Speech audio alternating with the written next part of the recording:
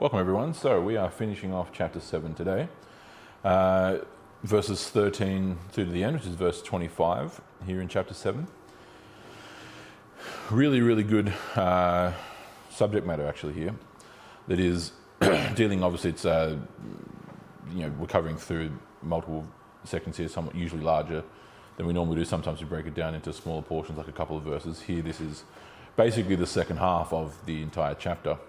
But the reasoning is because it's one block theme theologically here that he's addressing in the latter half of this chapter concerning kind of internal spiritual warfare and discipline, the struggle between good and evil in all of us, all these kinds of things. That is almost in itself a kind of miniature capstone to the second of these third subsections that we're going through in this block of the book. Okay, so chapter 6 was addressing the fact that by virtue of the crucifixion and resurrection of Christ, as then applied through the gift of faith, in and by our baptism, we are cleansed of unrighteousness. The power of, in other words, the dominion of sin, of evil in us is broken. We are redeemed from the curse of the law, all these kinds of things that have been going on in this language that he's been using. And our will, which was in bondage, of course, our spirit, has been set free, okay, from captivity to evil, ergo redemption. Then that union, right, however, chapter 7, whilst freeing us from sin and evil in chapter 6, has presented these other aspects of, well, is the law fundamentally evil then? Of course, we answered that in the previous lessons. Why is it then? And then this portion here today for us, the second half of chapter 7, is dealing with, well, then if indeed our will has been freed from the captivity to sin, how is it and why is it then that we still do fall into violations of God's law? Why is it that we are not just abracadabra, perfect bastions of morality and virtue? Much as well, in a very interesting fashion, Paul being fairly introspective actually, certainly at least in a relative or a comparative sense in this work. He's very self-focused in this aspect, which, based on the subject matter, is actually the opposite of pride or of arrogance or haughtiness, because he's highlighting, he's almost on the fly as he's writing this, bemoaning his own inability to do what he desires to do in terms of the will, which is to obey God. So there's some very interesting aspects we'll cover there. That then sets us up for basically an answer or a resolution to these kinds of things in the next chapter, chapter 8, which is a shift and a focus to sanctification. So the actual Christian life lived out, the discipline, the focus of worship, all these kinds of things that grow us spiritually, that make us draw closer to holiness in God's, ergo sanctification. We'll talk more about that specifically when we get to that chapter, and all these kinds of things. Okay, so it's almost as if you could, if I put it in colloquial senses, chapter 6 gives us how the problem has been in the immediate sense resolved, so the dominion or the power of evil broken in us spiritually. What that leaves us with, though, which is this now and not yet kind of scenario where our will has been liberated from evil, but we have not yet been totally and utterly purged of that evil. And then the next chapter, chapter 8, deals with the victory over evil through life and then ultimately through death and resurrection. Okay, so it's a very interesting kind of sequence that plays out through these 3 chapters. Okay, understanding that, we can understand what this is going for today and then how this is going to help transition us into the next chapter. Does that make sense? Cool. So let's read the passage and go from there. So Romans chapter 7, verses 13 to 25. Therefore, did that which is good become a cause of death for me? May it never be.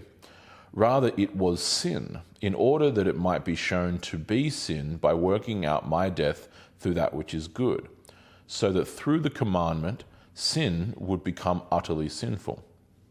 For we know that the law is spiritual, but I am fleshly, having been sold into bondage under sin. For what I am working out, I do not understand. For I am not practicing what I would like to do, but I am doing the thing that I very much hate. But if I do the very thing that I do not want, I agree with the law that it is good. So now, no longer am I the one working it out, but sin which dwells in me. For I know that nothing good dwells in me, that is, in my flesh. For the willing is present in me, but the working out of the good is not. For the good that I want, I do not do, but I practice the very evil that I do not want. But if I am doing the very thing that I do not want, I am no longer the one working it out, but sin which dwells in me. I find then that the principle that in me evil is present, in me who wants to do what is good. For I joyfully concur with the law of God in the inner man, but I see a different law in my members, waging war against the law of my mind, and making me a captive to the law of sin, which is in my members. Wretched man that I am, who will deliver me from this body of death? Thanks be unto God through Jesus Christ our Lord. So then, on the one hand, I myself with my mind am serving the law of God, but on the other, with my flesh serving the law of sin. Let's pray. Blessed Lord, who caused all holy scriptures to be written for our learning, grant us so to hear them, to read them, to mark them, to learn them, and to inwardly digest them, in order that we may embrace and ever hold fast to the blessed hope in Jesus Christ. Amen. Alrighty. There's a lot of things there. Let's dive right in. Verse 13. Therefore, did that which is good, i.e. the law, become a cause of death for me? May it never be. Okay, so again, typical Socratic fashion that he's following in this entire book. Rhetorical question or an objection and then an answer. Okay, so is it the law that actually caused death? Well, no, we've already partly covered this, right? But he's really kind of just putting the nail in the coffin. No, it's sin, it's evil that causes this. It's the violation of the law, not the law in and of itself.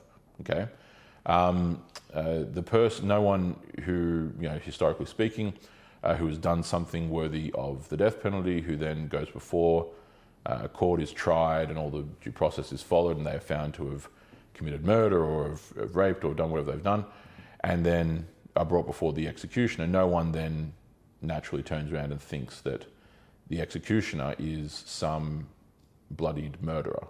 Okay, nor especially the law, which brought that guilty party to the executioner's noose. Right? It is indeed evil which brought about death, because it is evil that separated us from the presence of God, which casts us out from the source of life, and therefore leaves only the opportunity or the possibility of death. Okay? Hence why he says, rather, it was sin, in order that it might be shown to be sin, by working out my death through that which is good, i.e. the law, so that through the commandment, sin would become utterly sinful. That last phrase there can be translated a couple of different ways in English. There are better ones than others. A more direct, succinct English translation would probably be proven. So it can be proven to be utterly sinful, right? In other words, what he's saying is something we actually already covered a couple of chapters ago, which is that one of the uses of the law is to demonstrate the righteousness of God as a mirror in comparison to mankind's evil. It shows very clearly, here's what is good, and contravening that, here's what is evil. Okay? That's the essence of the point there. So he's kind of just laying groundwork, repeating things we've already covered, right? So verse 14. For we know that the law is spiritual, but I am fleshly, having been sold into bondage under sin, right? Again, he's using this kind of dominion language of under, right? Sold into, right? We've covered those redemption aspects. But what he's highlighting here, and he's explaining why it is that the law itself is not actually the thing that bears power, because when he says spiritual, you can also understand that in a related word, abstract. Okay, like mathematics is abstract. Okay, we represent mathematical truth through physical, or in the opposite of that, in the opposite of abstract, concrete ways. What he here is saying, he's using Greek terms like spiritual and fleshly.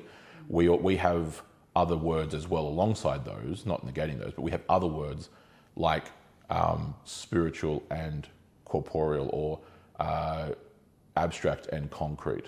Okay, these are all broadly synonymous with each other, so it helps us to understand some of those synonymic terms, those synonymous terms, I should say, in English, right? The law is spiritual. The law is abstract, like mathematics, as I was saying, right? We write mathematical equations on paper, but the ink itself is not actually the math.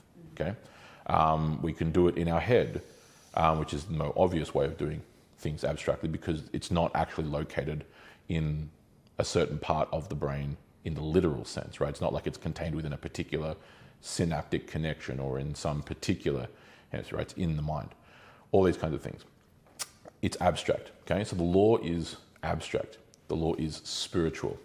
It does not contain within itself some concrete force or power. Rather, it is spiritual. But what he is highlighting in distinction to that is that he is fleshly, right? He is material, he is corporeal, having been sold into bondage under sin. So what he's describing is that there are real physical ramifications for spiritual things, okay? They are not completely separate, right? Ergo Gnosticism, we've covered that multiple times here in this book. The Gnostics who completely separate and bereft the physical from the material, especially at least in terms of idealism, of desiring to escape the material, or the fleshly as they would say, in favour of the spiritual. He's highlighting that that's not a luxury that actually truly exists. Okay, this is the folly of Gnosticism as it was understood in the ancient world, and more broadly the Neoplatonic traditions that it kind of evolved out of when it blended Neoplatonism with Christianity and created a whole new thing that we call Gnosticism. Right, the desire to eliminate and abandon anything that is concrete or corporeal, which means fleshly, or material, to separate and escape that material, this material world, so for the spiritual, for the ideal in the more Platonic sense. Okay, this is the allegory of Plato's cave for anyone who happens to be familiar with that. That's not a luxury. Okay. The fact that we have been regenerated, to use that technical term, right, born again, the more colloquial, the fact that God has begun this good work in us, the fact that we have been spiritually cleansed of unrighteousness in terms of as a record of law, the fact that Christ's righteousness has been imputed to us as a gift of his grace, all these kinds of things don't just magically mean now that we are purely spiritual beings. Okay. That might seem like an obvious statement, but that is absolutely the kind of temptation to fall into that idea if you lived 2,000 years ago in an age of Neoplatonic philosophy, okay, which is culturally where things are in the Greco-Roman world of this time, okay. And it's an idea that has weaved its way back and forth in various different ways, really across the world, to be totally frank with you. I mean, much of the essence of almost any Eastern religion, and based, and I'm talking big picture, old world, you cross through Persia and now you're in the east of India and the Himalayas and the Tibetan Plateau and the Far East and of Asia, right? Is all escapist, almost entirely, right, in that regard. It is the very essence of the panentheism that is Hinduism, or the version of pantheism essentially that is Hinduism. Even more so, especially with where the goal obviously there is to unite with Brahman, right, and to become one with the cosmos. Even more directly in Buddhism, which is quite literally to just blend unidentifiably into the nirvanic state, right? You essentially just cease to exist in any meaningful distinction. by becoming one with the universe. Right? All these kinds of things. It's this escapist. It's the Tibetan monk in the monastery type image, right? You withdraw from society in that regard. And this has been a temptation that has always kind of constantly been there. It is one that has constantly crept in and out of different Christian circles even as well. Because you can take texts that if read through an erroneous lens or a filter, are not that difficult to misread into this kind of idea, right? A perennial one that is the bane of my existence is Christ's rather simple words to Pilate during their conversation: "My kingdom is not of this world," and injecting into that a quasi-Gnostic understanding that everything down here is bad and that the only thing that should be sought is the heavenly, because my kingdom is not of this world. Failing to comprehend that just basic, no offense, kindergarten level understanding of prepositions, that of is a reference to origin or belonging and says nothing about locale, right? Says nothing about where the thing is. It tells you where it originates, but it doesn't tell you where it is, because the entire point, in essence, is that his kingdom, the kingdom of heaven, is invading earth to rejoin heaven and earth as they once were in the Garden of Eden. Okay. Hence why, when you get to the later portions of the Gospels and in the book of Acts, they are explicitly told to go forth with the gospel of the kingdom. Well, where are they going? Are they traveling off to Mars somewhere? Are they traveling with faster than light speed travel to other galaxies somewhere out there in the ether? Or are they going basically to the neighbouring town? Well, to the neighbouring town here on this world, right? So you can't reconcile this idea of they're going out proclaiming the good news of the kingdom to people right next door, even though it must only be something that is off in some 17th dimension somewhere. Those two ideas don't compute. Right. Now the point is that the kingdom of God, as Christ said, has come. Right? Because after all, the very opening words of his ministry, just as with his cousin John, were, "Repent, for the kingdom of God is at hand." At hand means it has arrived, it's here. Right? That's what that phrase means in the ancient world. Okay? It literally means at hand, like it's here, in front of you. Okay? Hence why he says to the Samaritan woman, "The time is coming, and indeed has now come, when God will not be worshipped on this mountain or that mountain." In other words, the Jerusalem temple or the Samaritan temple, but in spirit and in truth. Okay? It's all immediate language. The kingdom of heaven being not of this world explains exactly what is true, that it does not originate here, like Egypt or Assyria or Babylon or Persia or Greece or Rome. Okay, in the ancient context. But it is very much what Daniel foretold in chapter 2 and chapter 10 and various other places, chapter 7, sorry, of this final kingdom which would come and would destroy the kingdoms that came before it, of the pagans, and would never be surpassed and would grow and would fill the whole earth. Okay? That's the point in the essence, right? So then, we have to be careful, just as a generic point, about misreading biblical texts in a quasi-Gnostic sense of the things down here, there's evil in the world, and there's corruption, and there's this and that, and boom, boom, boom. And so the whole point is to escape this life where it'll be all good in heaven. That's not what the belief is, right? It's never been what the belief is. The whole point is the renewal, well, I should go in order, the redemption and the renewal and the resurrection of the world. That's the point, okay? To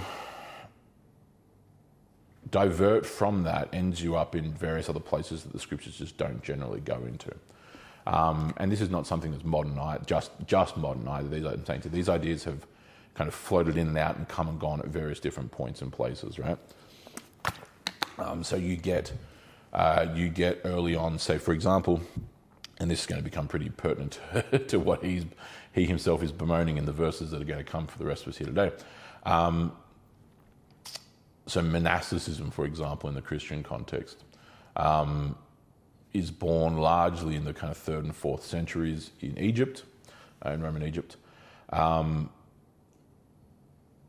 Church of Alexandria, what that is there as a province, in that ancient context, early church, where they have, a multitude of problems, not really of their own causing, but I'm saying they're assailed by multiple problems.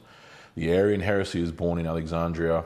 There is multiple repeated imperial persecutions in Alexandria. Like, there's a lot of things. The Church of Alexandria there are very few churches in Christendom that have ever gone through as much as the Church of Alexandria, the Egyptian Christians, going back very early on, quite frankly, 1700 plus years, before you even talk about the Islamic conquests. And there is then a desire that arises among some of the clergy to simply just withdraw from it, right? And I'm not necessarily lambasting for it, I can understand it to a degree.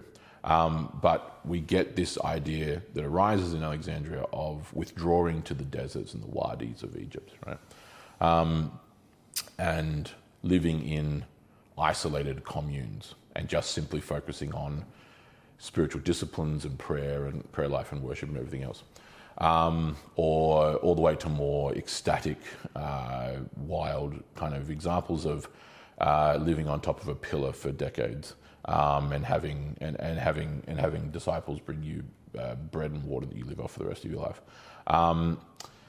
Ironically, which of course didn't work because such figures, it's not like a tiny pillar. I think it's a big Roman column. None of which actually end up working. Ironically, the one example I'm thinking of, the hermit that did that, would teach his disciples from the top of the thing, and would eventually just became. His teaching was so popular and good that he eventually just became a tourist attraction. So his whole desire to actually monastically separate from the world and blah blah blah kind of completely backfired. He became way too popular and he eventually gave it up. But anyway, blah blah blah. But it's this desire to kind of cut off and exit public life in the world to just seek purely the spiritual. It's not that that desire is completely and totally incorrect. It's not. There's definitely elements of value and of Christian good in there. But when taken to those lengths, it ends up becoming imbalanced, right? So monasticism eventually settles down and strikes the balance right by the time you get into the early Middle Ages of communal life, ergo a monastery, which become vital and essential, especially in the West, because it's basically the monasteries that almost single-handedly preserve Christianity in Western and Northern Europe. The one thing they definitely do preserve is basically the very apparatus and technology of writing. Writing would have functionally gone extinct in Western and Northern Europe if not for the monasteries. So that's not a small thing. But they still reach out and extend, to use a modern military or geopolitical term, power projection. They extend power and influence out from there in the good way. And so they become important trade hubs. They obviously are growing food and they're teaching and learning and writing. And so then they re-inject those skills back into communities and whatnot. Blah, blah. There's a good balance of those things. For quite a while, it kind of reaches another problematic tail point by the time you get to the late Middle Ages, which is why it needed to be reformed in the Reformation. But alas, these things have ebbed and flowed. It can go well, it can go poorly. The point is that a good, helpful, and useful observation of Christian history will hopefully alight one to the fact that the physical and the spiritual must be kept in balance. Okay? It cannot be one toward the other. Our problem today is actually the opposite. Obviously, in an age of atheistic, materialistic secularism, right? So we have ripped out any sense of the spiritual almost at all, and that's why we've just become soulless ghouls who are slaves to our appetites, to our material appetites, to greed, to envy, to bitterness, to strife, to lust, to all these kinds of things, whose chief concerns in life are money and power and sports and pick what you want. It's just I'm speaking in the general sense, obviously, about people generally, right? Not specifically. It has to be rebalanced. So we need to re-inject the spiritual. We need to re-inject the aesthetic, re-inject the beautiful. These kinds of things we think don't matter, even in that concrete sense, like art and music and architecture and all these kinds of things. They actually do matter deeply, because there are spiritual qualities to them. But getting back to the point, keeping those things in balance. Okay. Verse 15. For what I am working out, I do not understand. For I am not practicing what I would like to do, but I'm doing the very thing that I hate. Okay. This is where we're going to get into this back and forth of him kind of going left and right, back and forth with some of the directions of the subject, object, and prepositions in between. Okay. So I'll try and keep it straightforward. It all makes sense. It's just you're kind of going to follow it along, right? What he's working out literally just meaning doing. Okay, what he's doing, he doesn't understand why, right? He doesn't get it, right? It's confusing to him. And he then explains what he means through the second half of verse 15. I'm not practicing what I would like to do, and I'm doing the thing the very thing that I hate. Okay, so I want to obey God, but I don't do it perfectly, right? So I want to do what is good, but I fall short of doing that. And because I fall short of doing that, things I don't want to do, disobeying God, I do. Do you understand? So that's what he's saying to you, right? Then flow through verse 16. But if I do the very thing that I do not want, evil, I agree with the law that it is good. Because the law says, you shall not lie, you shall not steal, you shall not whatever, right? So the fact that he commits sins demonstrates the fact that the law is actually good, because the law tells you not to do those things. Do you know what I mean? Okay. Verse 17, so now, no longer am I the one working it out, but sin which dwells in me. Now here he's making a very interesting partition, which has to be explained correctly. Otherwise, you end up in silly Gnosticism again. Okay? So,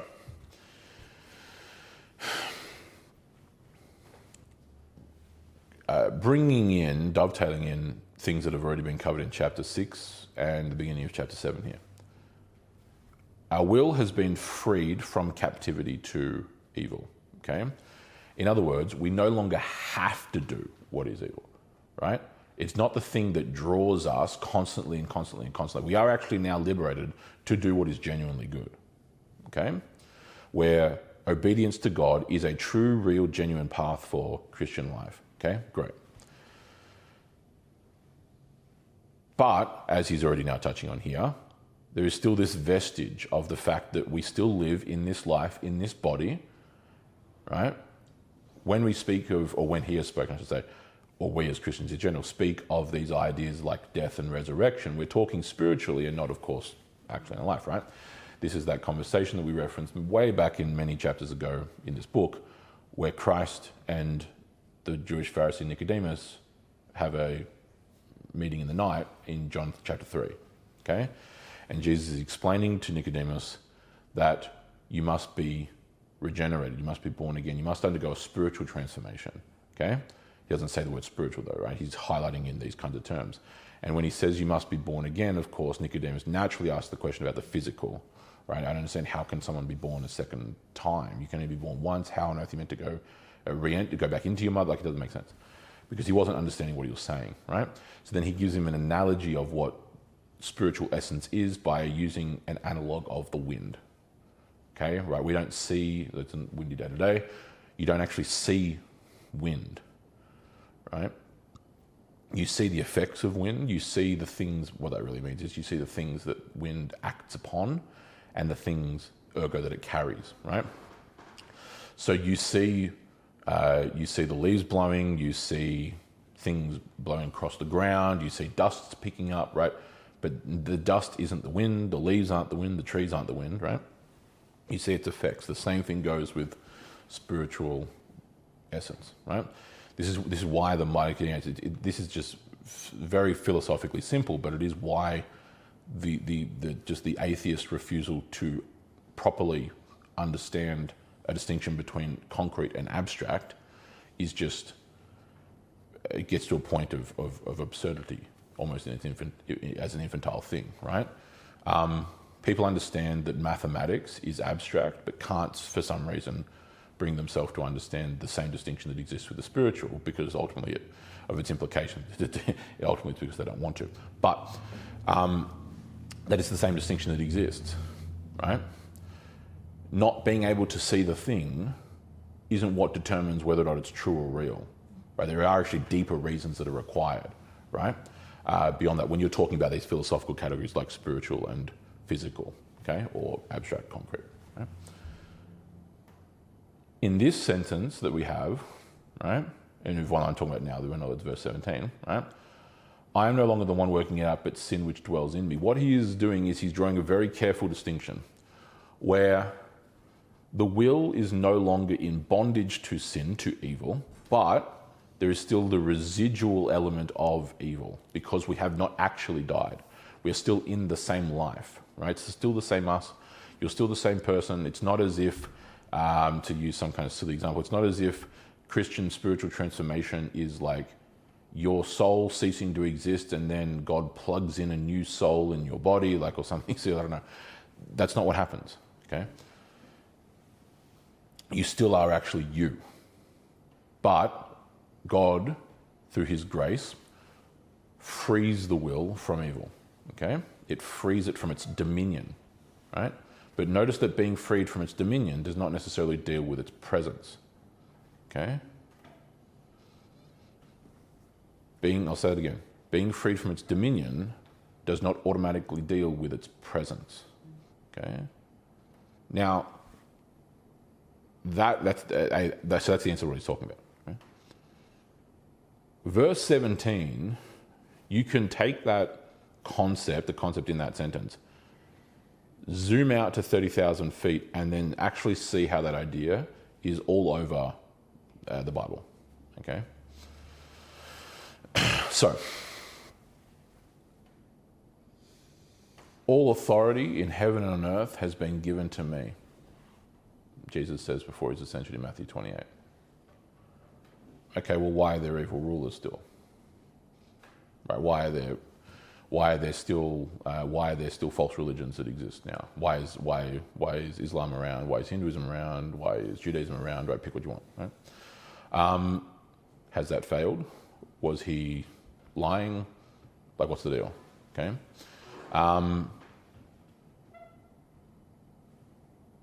He has defeated death by his death, right? The corruptible has been defeated by the incorruptible. I'm paraphrasing and quoting various portions like 1 Corinthians 15, for example, right? He has defeated the power of death through the life of his resurrection, but yet we still die. So what's up? Is it all just a propaganda campaign and marketing, or is there any substance to this? This is the point. For his desires and for his will, the spiritual precedes the physical. Okay? Now, there is actually a philosophical basis. This is not really the point today. It would get us way too deep into the weeds and off track. But the spiritual has always preceded the physical, which is a very interesting concept. God has existed eternally, spiritually, and then creates the material world. Okay? So there is an aspect of that. Again, we're not going into that. That would take us way off on a tangent. But in terms of the order of operations, as we would say in the more technical sense, right? The resolution of the spiritual is what is actually necessary or required to resolve the physical, not the other way around. Okay? When you see in the Old Testament all the various things that are done, they are all, at least in the human sense, temporal, earthly, physical ramifications or consequences, or even if you talk about the preventative sense, safeguards and guardrails, right? So, for example, in order to not have mankind in the state of our corruption at the fall in Genesis 3, God exiles us from the garden and cuts us off from the tree of life.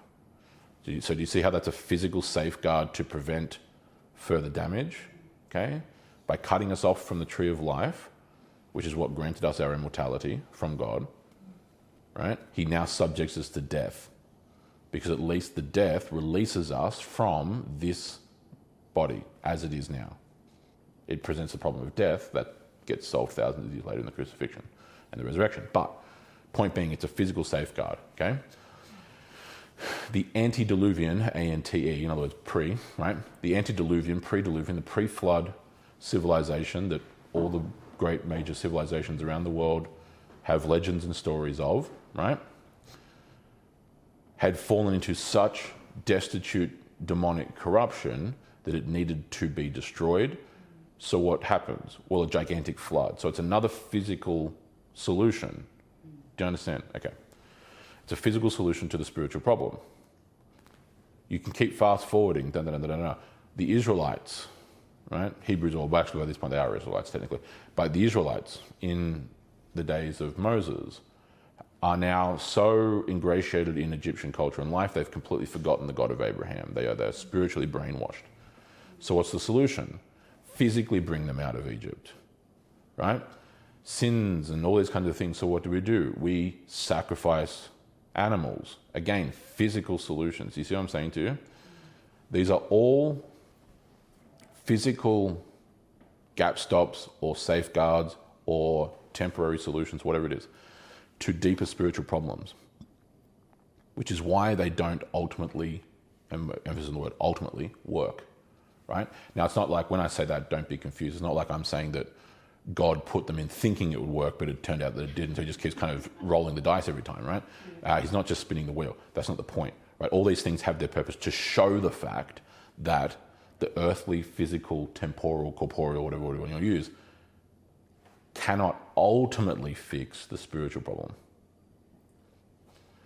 All of this whittles down in history for thousands and thousands of years to one single climactic sentence that comes at the mouth of Christ in the Gospels.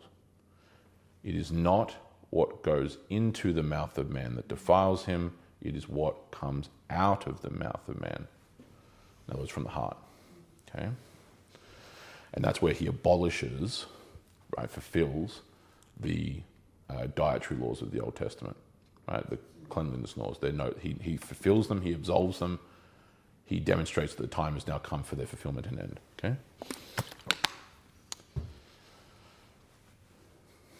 Thus, this is the beginning of the solution. That actually, the true fix, the true solution, is the other way around. Fix the spiritual to fix the fleshly or the earthly, the corporeal, right? The earthly cannot fix the heavenly must fix the earthly. The concrete cannot fix the abstract must fix the concrete. To use more biblical terminology from Greek, the fleshly cannot fix the spiritual, the spiritual must fix the fleshly. Okay. Hence, you must be born again. You must be regenerated. You must undergo a spiritual transformation to fix everything else, which then, as I said, extrapolated out to the 30,000 foot view, the only thing that can fix all of the problems in this world, in the earth, among mankind, is a spiritual transformation of man. Okay? That idea, that concept is inherent to who mankind is, because it is only when God breathed into the lifeless, inanimate body of Adam that he had created from the dust of the earth, that Adam actually becomes Adam, that Adam becomes a human, a man, right? God breathed his spirit into him and he became a living soul, as the term goes in Genesis 2, right? He breathes into him and becomes a living soul, okay? It is the spiritual essence of mankind that makes mankind what mankind is. It is what distinguishes us from everything else in existence, even the animal kingdom. Okay? There is that which is unique to us, being made in the image of God. Okay? Bearing spiritual essence from him, unlike anything else in existence. Okay? Right? In the earthly sense, at least. Right? So, because of the utter centrality of our spiritual essence to what we are as a creature, right? When there is a problem with that, it naturally impugns upon everything else. Okay? It is the source of the problem. Okay? It is why, as totally good and righteous and virtuous, as it is, to have good laws in society, and not just merely virtuous or good, but necessary, fundamentally necessary, to have good laws in society. What are we being told here? For example, verse 14, the law is spiritual, but I am fleshly. Right? Writing a law on a piece of paper does not actually make, i.e. force someone to comply with it. Okay? We've talked about this in one of the previous lessons. I don't remember which one it was, but it was somewhere in the last, couple of lessons. In using the example of the Romans, the ancient Romans during the Republic. Even one that I'm not necessarily a fan of. But the evidence of history is very clear, is that Rome's Republic in the centuries BC begins to start collapsing and falling because of the fact that, not necessarily or intrinsically because Romans in positions of power were violating really obvious parts of the law, but because they were violating unwritten traditions and customs of the Romans that every Roman man knew was the way that Romans were meant to live. That this was the standard of virtue, this was the standard of civic ethics, so on and so forth, the unwritten customs which are expected, or were expected to say now, of you as a Roman, right? What it meant to be a Roman, right? And as soon as guys started transgressing that, and someone crosses the first line, it gives license for someone to then cross the line with them. And now everyone's crossed that line until the next guy crosses the next line. And it now grants permission to cross that line as well. And And you fast forward, 120 years and 10 different civil wars later, and you arrive at the assassination of Julius Caesar. Okay? You arrive at the necessity, ironically, of his adopted son Octavian, Augustus, conquering his enemies and becoming the Son of God over the empire and ruling it and ruling the world, right? Because it was the only thing that was capable of not having the Roman civilization fall off into extinction, right? All those things happened because of the fall of Roman civic virtue, okay? Because ultimately you can have all manner of physical things, including even armies. And at the end of the day, they cannot ultimately change or force the spiritual to be good, right, just, virtuous. It can't. It just can't. It is an inability that is inherent and intrinsic to the material in regard or relation to the spiritual. Does that make sense, philosophically? Okay, good. Big picture concepts, but really, really, really important to understand, okay? So that's where the balance also comes. Again, it should be very clear what I'm saying. The material, so things like laws and order and hierarchy and these kinds of things, power, are really important and are good and are necessary, but they cannot by nature ultimately change for good, or even for worse technically, but certainly for good, the spiritual, okay? You have to fix the spiritual, right? And that is why, speaking of the Romans, a religion from the far reaches of the empire in the east, in Jerusalem, that starts off with 11, or by the time it's replacing with Matthias, 12 guys and a group of women that they're taking care of, like the Virgin Mary and Mary Magdalene and others, right? Eventually grows and takes over the Roman Empire without raising a single army, without swinging a single sword, without a single battle, without anything. Nothing. Not a single army raised, and you end up taking over, in the span of 300 years, the empire that ruled the world. Right? Because ultimately the material cannot compete with the spiritual. Right? The spiritual dictates the material. And there is definitely a feedback loop for sure, but the spiritual ultimately determines the physical. Right? So that's the distinction that's being drawn. So verse 18, for I know that nothing good dwells in me, that is in my flesh. Okay? For the willing is present in me, but the working out of the good is not. Okay? So this is not some sense of false piety or faux humility, right? What he's very careful to draw a distinction, right? So just saying like I'm the worst person who's ever existed, it's kind of like, you're probably not though, to be totally frank. So it's very easy to kind of just throw that as a lazy thing. No matter how down yourself you might be, right? He's drawing a particular distinction, right? So he explains what he means when he says nothing good dwells in me. That is, in my flesh, okay? Because there is sin, right? So what he's doing is, it's actual genuine humility and recognizing, and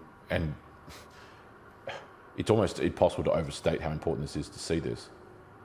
This is such a total 180 in terms of his own life for the man who was an utterly boastful, prideful, arrogant piece of insert word of a Pharisee. Okay? Right? You have to have a very particular, and this is just me being honest, you do have to have a very, very high confidence level to do what he did in the book of Acts, in that first half of the book, right? Or first third, I should say, probably really, right? Where he has been, he is very clearly intellectually talented. Like he's very bright in that literal sense, right? Bright. He's by far and away, I mean, even the Jewish sources recognize he is the leading student of his kind of class or generation in the rabbinical school that he was trained in, right? The school of Gamaliel there in Jerusalem. He also received an education in his hometown at the University of Tarsus, the ancient university there in Tarsus, the school, the academy. He's a Roman citizen, right? The one that they basically give out to non-Romans, the lower class one, but a Roman citizen nonetheless, right? Through his parents. And so he is, and he's young, he's in the prime of his life. Like he's legitimately skilled and talented. He has a lot of things going for him. He has a very bright and promising future. All these kinds of things. By this point, the high priesthood is hereditary, which is technically not actually aligned at all with the Old Testament commandments, but not that they cared about that at this point. But either way, so he wouldn't have become high priest because it had been captured by hereditary practices.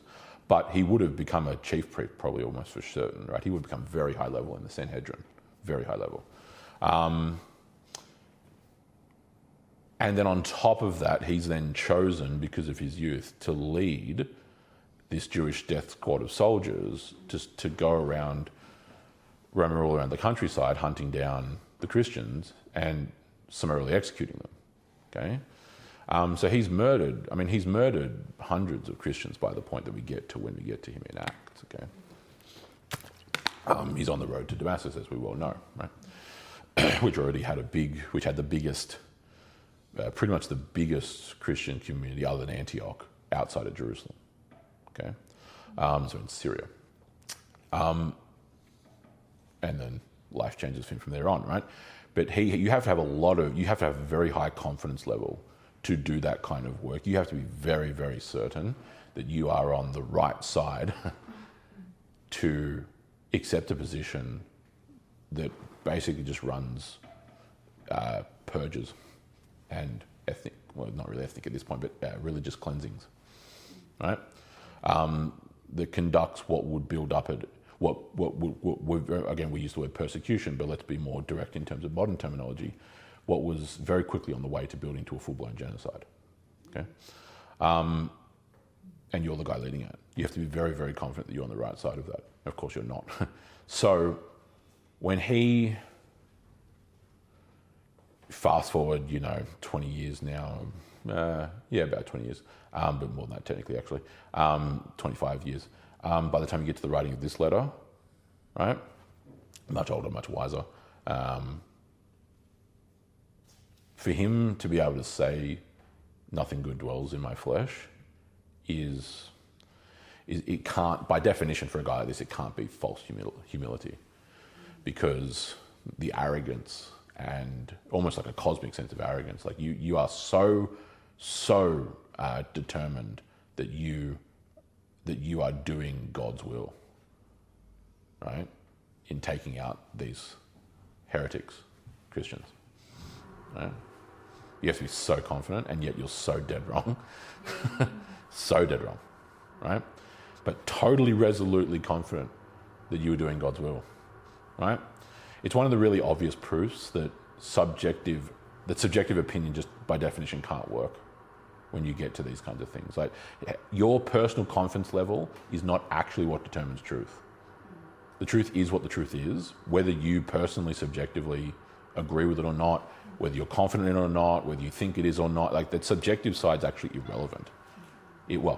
It's not literally relevant just in general things, like what your favorite flavor of ice cream is totally fine to have a subjective opinion on, right? But you can't have a subjective opinion on what ice cream is. Do you understand the difference? Yeah. Right. You might flavor, you just went with Neapolitan. If you might favor strawberry, or you might favor vanilla, or you might favor chocolate, whatever it is, right? Anyone who says strawberry is wrong, but that's fine. But you can say what you want, but you can't determine what is or is not ice cream, right? This is not about like a flavor of ice cream. This is actually determining what ice cream is or is not. Are these Christians? Was Jesus Christ the Messiah? Yes or no? There's no like personal subjective. I liked some of the things he says, and blah blah. Right? Like you're following some guru. No, it doesn't work that way. It doesn't work that way. So for him to say what he says in verse 18 is actually like, when considered all things, it's pretty astonishing, to be totally frank with you. Just in a biographical sense for him. It's astonishing to see someone say that. There's such a transformation, which of course for him occurs over the course of decades, right? And in fairness to Paul, had really actually been there from like pretty early on, right? This is not the focus of the point here, but it is a point in when understanding Paul. So it does definitely relate to what he's saying, and is a lesson that all Christians should learn, especially at least those who have converted recently, right? Paul, I've just explained to you how intellectually brilliant and talented Paul was, right, educationally and stuff like that. When he converts on the way to Damascus, right, you can go back and read this book of Acts if you want. Arrives in Damascus, is presented to the church of Damascus. Once they realize he's not there to kill them, they help him. Now an arrest warrant has been put out for him. He has to escape and flee Damascus in the middle of the night, blah, blah, blah. He then and Luke in the Acts of the Apostles just glosses through this in like 2 sentences. It's pretty funny. But he then explains that Paul then self-exiles himself to Arabia, right, to the deserts of Arabia, for 3 years before journeying to Jerusalem to meet the apostles, right, or the other apostles, okay, to meet Peter and the others, right? So he of his own accord, he sends himself off to live among the nomadic tribes in Arabia, right? Out in the wilderness of wildernesses, right? And then only comes back after 3 years, okay? Because what he realizes, and it was always a positive sign. I made this point, I think I made this point back when we did the Bible study on Acts, many, many years ago now, 2021, 2022 kind of time, whenever it was. That what that's doing, there's a variety of reasons why he does that. What he does primarily that for is actually recognition that the arrogant move the bad move, the unwise move, would be to go, I've converted to Christianity, right? I've now realized, I've now seen the light, so to speak, right? And in this case, literally, actually, but I've now seen the light, right? That's where that phrase comes from, really. I've now seen the light. I need to now put all my talent, all my education. I know the Old Testament better than anyone, which is true. I need to now put that into work. I need to start digging down and start going 100 miles an hour, and I need to start traveling all around Jerusalem and Judea and everywhere else, and to Antioch or to Damascus, whatever else, blah blah blah. And I'm going to become one of the bishops or the elders of the church, and da da da. That would be an option when you think about it, because like the Church of Damascus could very easily go, wow, this guy with all this knowledge and experience, he's now on our team, right? He knows the Old Testament in terms of these intricate kind of details better than we do, right? He's a really great teacher and a communicator and speaker and all these kind of things. He has so much, all the education that he has from the rabbinical school and from Tarsus and da da da da. He can probably help us, again, because of his prior connections. He might be able to help us perhaps not be in such complete trouble or hot water with the Jewish authorities. Who knows? He might be able to have some kind of diplomatic mediation that he can make between us and them. Like, there's all kinds of things theoretically that you could think that he could do. But he doesn't do any of that. He actually exiles himself for 3 years because he recognizes that the fact that he had all of this knowledge and talent and skill and whatever else you want to highlight doesn't change the fact that he has now undergone a spiritual transformation in Christ, and he needs to sit down, shut up, humble himself, and go back to the drawing board. Okay? Those previous skills, those prior talents, are obviously able to be used because, well, he writes a third of the New Testament, right? He writes more than anyone else. So it's very clear that Christ had that planned for that anyway. In fact, we're already told that anyway in the book of Acts, because Ananias, the deacon essentially from the church of Damascus, who Christ sends to Paul to baptize him, he says to Ananias in private that he's blinded Paul, blah, blah, blah, blah, and I will show him all that he must suffer in my name. Right? Not because he's angry with him, that's not his point, right? The point is that God, Christ, was taking a very powerful piece on the proverbial chessboard and bringing it over to his side, right? And that there were going to be very serious consequences and ramifications for a lot of people, including Paul, for that move, okay? Paul needed to, for himself, let alone for anyone else, right? But both and, not an either or, both and, needed to not just dive right in, right, by your own power, your own skill, your own knowledge, your own might. No, you need to go out into the wilderness. You need to be purged of the old things you'd been doing. You need to have a complete adjustment in your actual focus, your attention, your outlook, all these kinds of things, just like the Israelites had when they wandered through the wilderness for 40 years, right? Because a component, not the only, but a component of why God in his providence has them journey through the wilderness for 40 years was to purge them of all of the rubbish that they had from Egypt. Do you know what I mean? Now, the literal reason why is a judgment, chastisement, right? Disciplining them because of the golden calf thing. But that's exactly to my point, because they cross the Red Sea, they arrive in Arabia at Sinai, and then 5 minutes later they're worshipping a cow, right? So there's some work to do here. You're not ready to march on Canaan. This is just obvious. There is actually, you need to undergo, it's almost like training. You're not ready to go from 0 to 100. You have to train, discipline, rebuild back up, right? All those kinds of things. Super duper extremely important. Very, very, very, very, very important, right? Now, I'm not trying to make this about myself, but it's a good analog for this. I was myself very much at risk of this. Okay, so following my baptism at the age of 18, the church that I was at the time, for these exact incorrect reasons, thought it would be a good idea to have me start preaching, because I was well educated, had attended an elite boarding school in Sydney, well spoken, charismatic personality. None of those are the actual qualifications for what makes you qualified to preach, to be a minister, to do anything like that.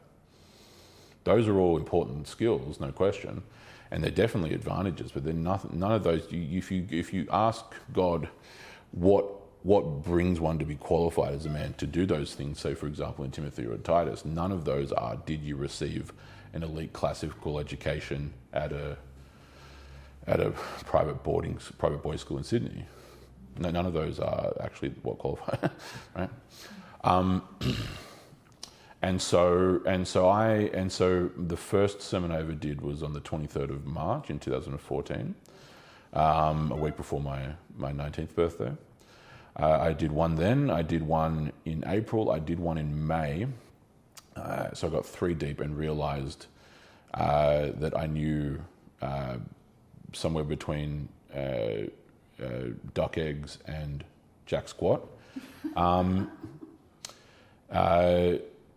Unfortunately, at my own revelation, not at anyone else's. And so I then realised that I actually needed to pull back from that, and as much as they would let me, and to actually go and sit down and learn and study, blah, blah, and so then entered seminary from there, right? Again, unfortunately, at no one else's behest other than my own. But alas, so do you understand what I'm saying to you? This is actually like a real world thing, because the former happens way too often in modern Christian circles, and not the latter, right? And that's never been easier than with the internet today, but that's a whole different discussion. The ability to actually humble oneself, come under tutelage, learn, grow, discipline, train, all, like in the spiritual sense, all these kinds of things is actually a very important practice. It's really, really important. Okay. For these kinds of reasons. Because for him, all of his previous prior experiences and everything else doesn't actually change the fact that this is the reality for him. Now keep in mind, and this is the final point I'll make on this thing so it can progress, this is him saying, I'm going to repeat the wording again, right? Especially of previous verses. But I do the very thing I do not want. Going back to verse 15. For what I am working out, I do not understand. For I am not practicing that which I would like to do, but I am doing the very thing that I hate. Talking about evil.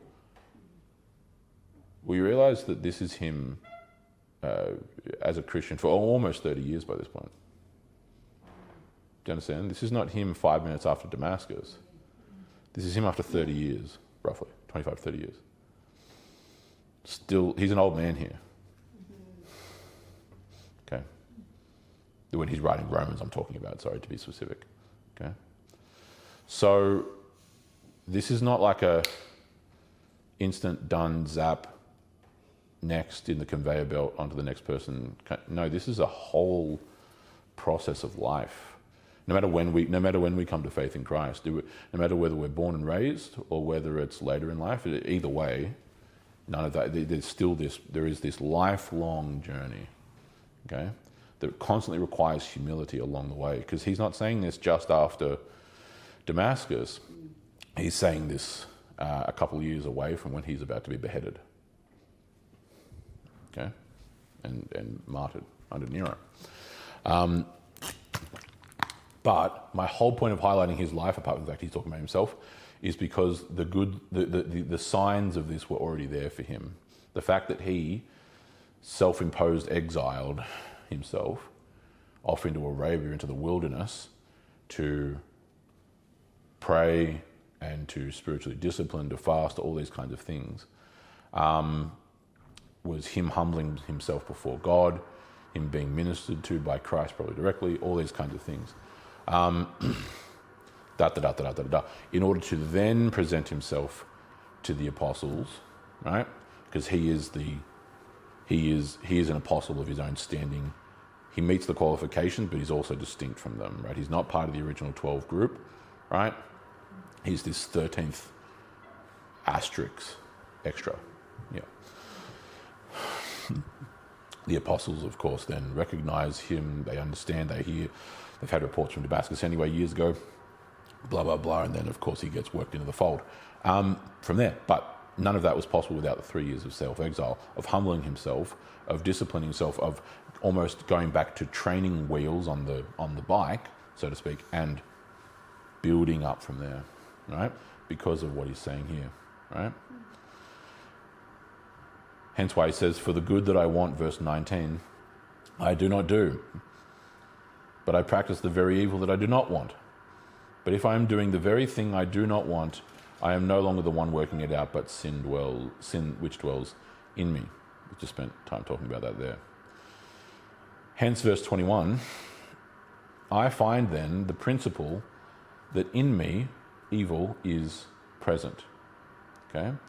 So basically what he's saying is he's acknowledging that even after cleansing from Christ, imputation of his righteousness, the gift of faith, evil in this life is still present in us, in him, even in him, is what he's saying, right?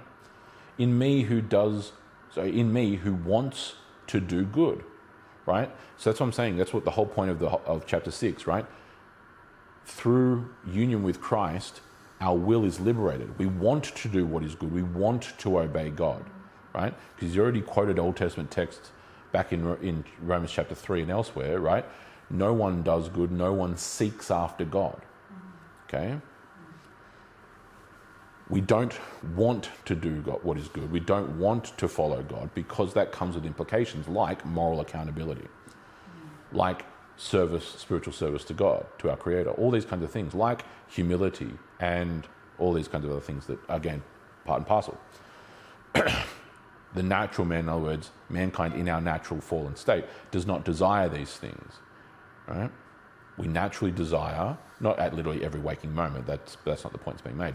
It's talking about the orientation of the will, right? The general overall thrust, right? For him, he points to himself as a categorical demonstration that evil is present in this world, even in he who wants to do what is good, want meaning desires, right?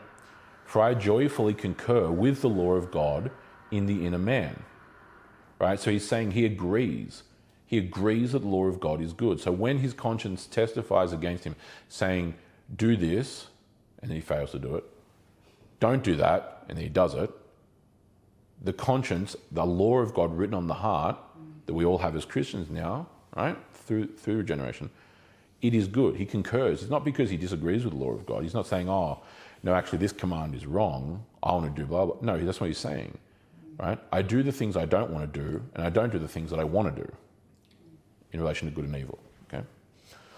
I joyfully concur with the law of God in the inner man, but I see a different law in my members, waging war against the law of my mind and making me captive to the law of sin which is in my members, in other words, the body. So there is this tug of war that exists between the material and the spiritual, is what he is saying in effect, okay? And that this is, what he's highlighting, a lifelong journey or walk of the Christian. It is this war that exists. Now, for Christians largely, and I encounter this maybe more frequently than almost anything else from a pastoral perspective, so I'm giving you a bit of a peek behind the veil here. One of the most persistent problems, quote unquote, for Christians who are living life as a Christian and walking with God and so on and so forth is this exact dilemma, right? Is an anxiety or a concern that they're not doing enough, that they sin too often, that this and that, da da da. all of which, whilst not necessarily ignoring that, actually misses the forest for the trees, because the fact that you actually care about that is actually the sign, perhaps more obviously than anything else, that you have been regenerated by God, that your will has been freed, because you otherwise wouldn't care about that. I can go out into our modern society, as decadent and degenerate as it is, and start talking about things that even a couple of decades ago would have probably just been common sense agreed to be generally good or decent things. And I'll find opposition left, right and centre. Because you don't want to do those things.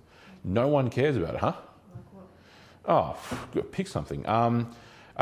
We could go back like 50 years, and even though the practice is starting to come to fruition in Australia legally, you could go out and, generally speaking, interview people on, I'll just jump straight to 0 to 100, and ask someone their opinion on abortion, for example. I'm just going to use a really obvious one.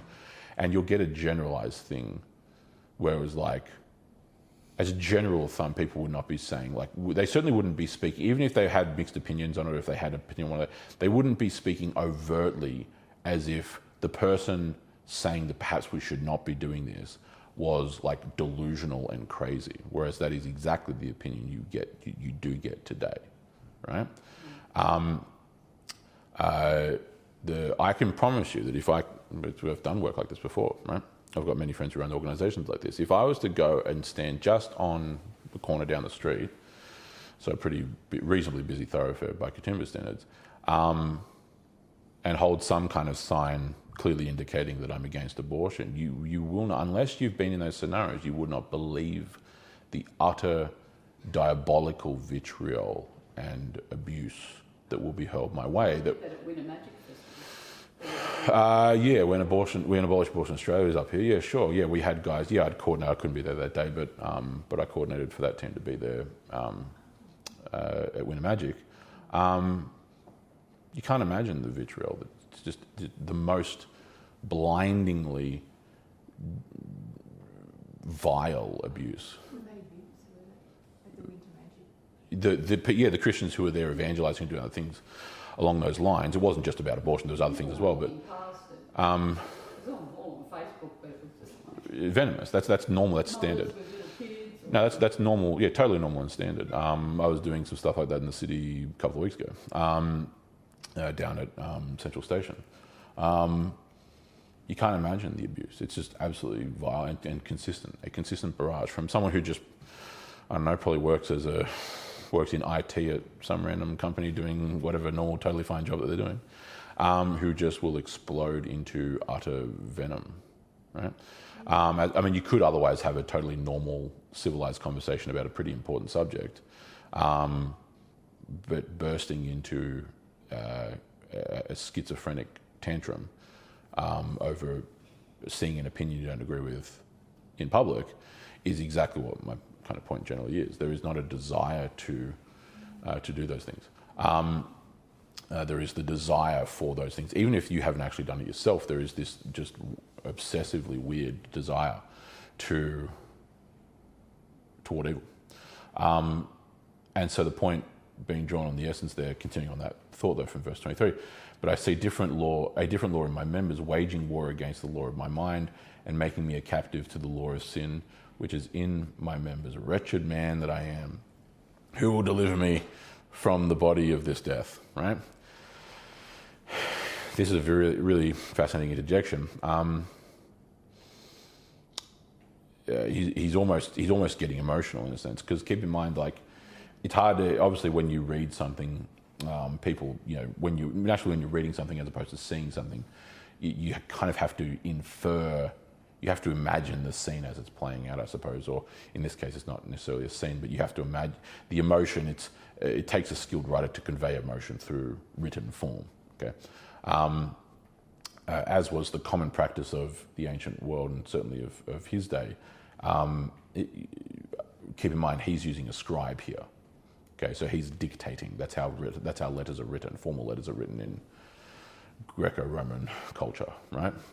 You sit down and you have a professional scribe. Not that, I mean, he was literate, obviously, but it's just a much simpler way. You speak and then they dictate, right? And so he's sitting writing this letter, sitting down at a chair and interjects with, when it's wretched man that I am, it's not like you need to imagine it's either anger or it's disappointment. It's one of the two, or maybe even a mixture of both. Like it's either, wretched man that I am, or it's wretched man that I am. Like it's either an angry outburst or it's a disappointed outburst. It's one or the other. But it's something along those lines, right? And then this rhetorical, this almost quasi prayer.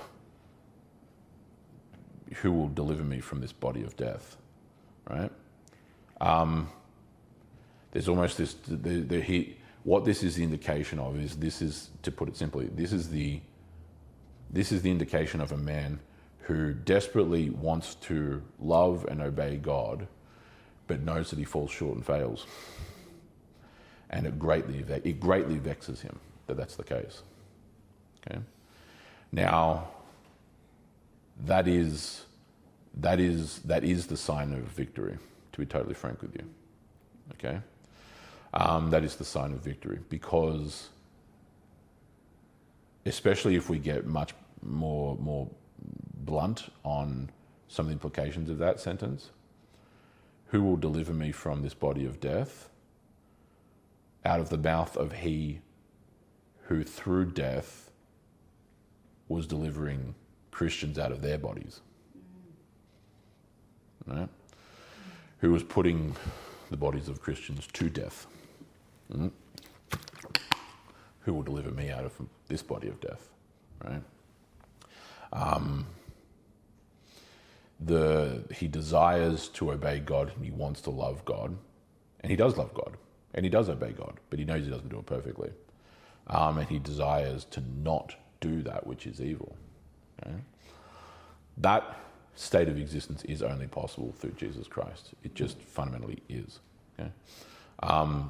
Because we otherwise don't even think that way, let alone behave that way naturally in our own corrupt state, right? But he doesn't wallow in the quagmire of verse 24, thankfully for him. Verse 25, he then basically answers his own penitential prayer in verse 24 with essentially a kind of short miniature doxology in the beginning of verse 25. Thanks be to God through Jesus Christ our Lord.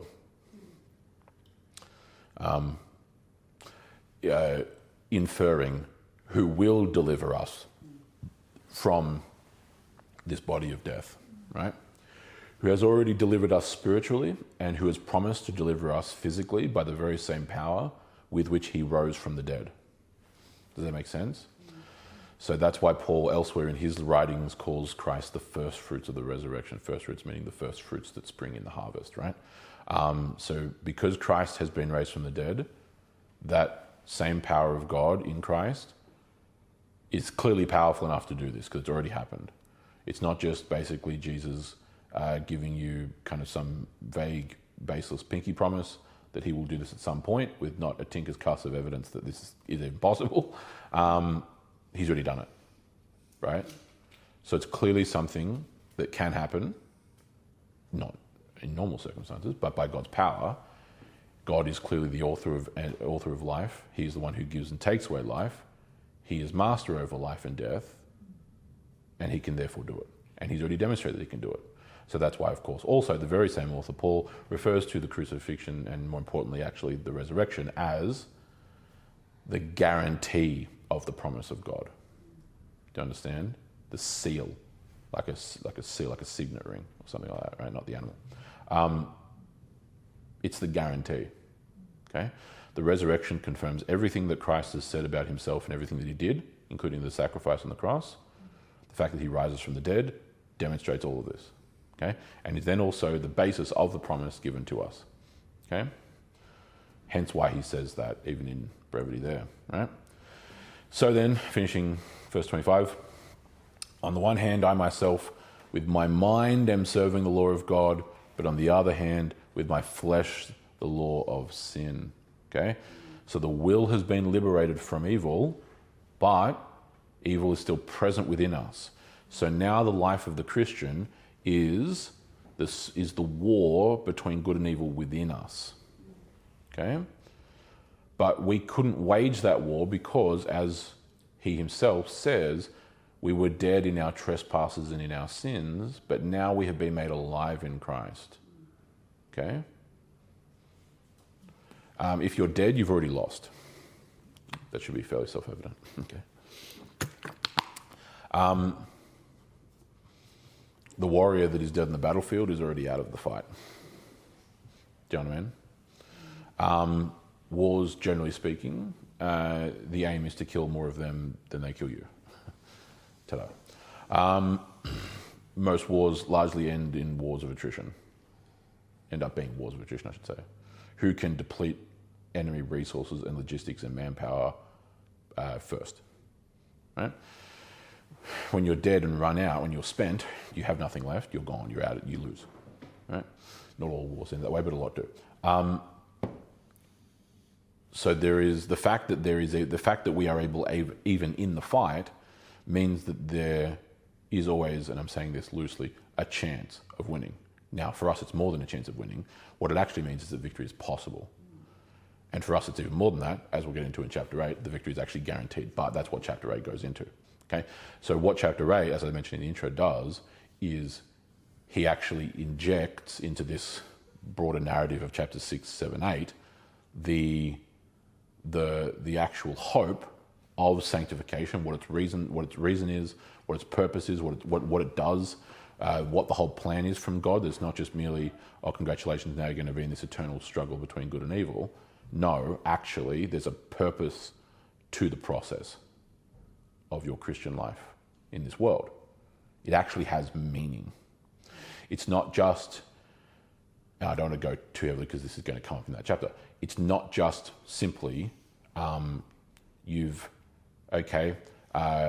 Christ has saved you, he's redeemed you, you have faith, you've punched your ticket to the afterlife, and now you kind of hang out here in the retirement village of the earth, just waiting to cark it and then go off to the greener pastures. Okay, that's not actually what the Christian life is. Way too many people treat it that way, and it's probably at least half the reason why Western civilization is falling around us, but that's a whole nother subject altogether. Alas, chapter 8 is going to deal with all of that, of the fact that as the great wisdom of Job so repeatedly demonstrates itself to be of depth and profundity, the life of man on earth is warfare. And that goes in all manner of ways, including individually and spiritually within us. So we'll go into that in the next chapter.